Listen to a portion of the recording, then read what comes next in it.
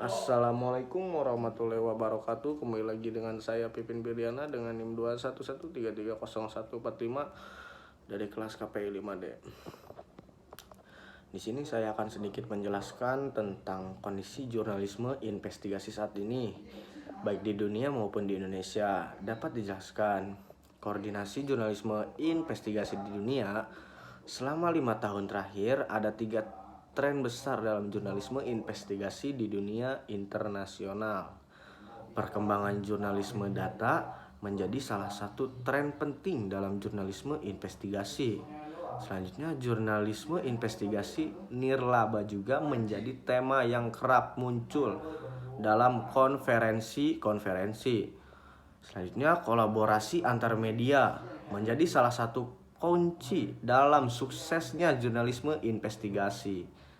Selanjutnya ada kondisi jurnalisme investigasi di Indonesia. Jurnalisme investigasi di Indonesia masih tertinggal dibandingkan dengan beberapa negara seperti Jepang, Filipina, dan Nepal. Beberapa faktor yang menjadi penghalang jurnalisme investigasi tumbuh subur di Indonesia antara lain regulasi, perlindungan untuk para whistleblower yang belum memadai, dan kurangnya independensi atau newsroom. Jurnalisme investigasi di Indonesia belum mencapai dukungan yang cukup dari ekosistem. Selanjutnya, jurnalisme investigasi di Indonesia diidentikan dengan istilah jurnalisme crusading yang menekankan muatan pencerahan publik dan seringkali juga kegiatan perlawanan. Dalam menghadapi tantangan dan peluang yang ada, jurnalisme investigasi perlu terus berkembang dan beradaptasi dengan program teknologi dan perubahan sosial, kolaborasi antar media, penggunaan jurnalisme data, dan fokus pada muatan pencerahan publik dapat menjadi strategi yang efektif dalam menghadapi kondisi jurnalisme investigasi saat ini.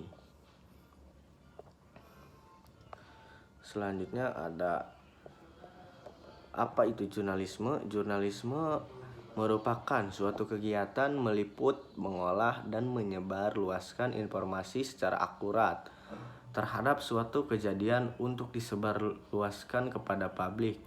Jurnalisme bukan semata-mata menuliskan berita, akan tetapi lebih daripada itu merupakan kecakapan seseorang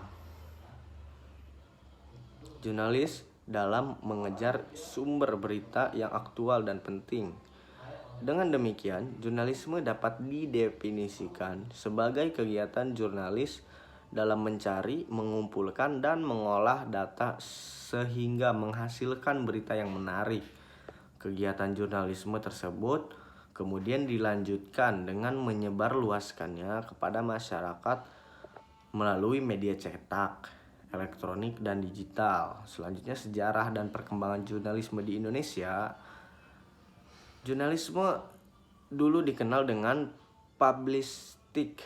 Dua istilah ini tadinya biasa dipertukarkan, hanya berbeda asalnya. Berbeda kampus di Indonesia sempat menggunakan karena berkiblat kepada Eropa. Seiring waktu, istilah jurnalistik muncul dari Amerika Serikat dan menggantikan publistik dengan jurnalistik. Publistik juga digunakan untuk membahas ilmu komunikasi. Pada awalnya, komunikasi antar manusia sangat bergantung pada komunikasi dari mulut ke mulut.